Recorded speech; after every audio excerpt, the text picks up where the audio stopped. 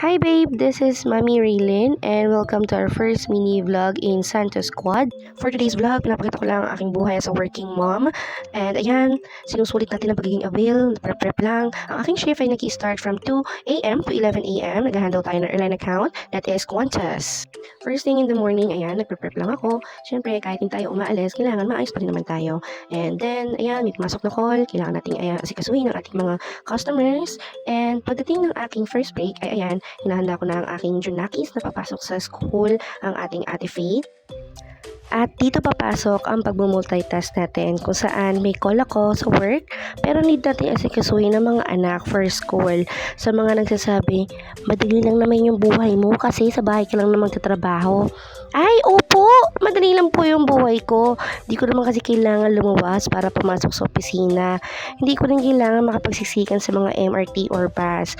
Pero mga mami, I know, you know, the struggles of working. At the same time, nag-aasikaso sa mga anak. Yung iba nga nai-stress na kasi walang trabaho tapos nag-aasikaso sa mga anak.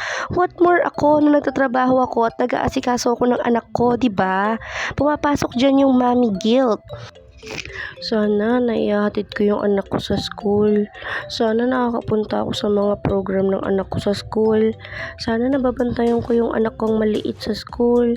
Sana nakakapaghatid ako ng baon nila sa school. Pero ganun pa man, masaya ako. May mommy guilt man sa akin, masaya ako while working kasi kaya ko, kakayanin ko at alam kong makakaya nyo rin. Makakaya natin lahat yan para sa pamilya at para sa ating mga anak. Yun lamang po at bye-bye mga babe!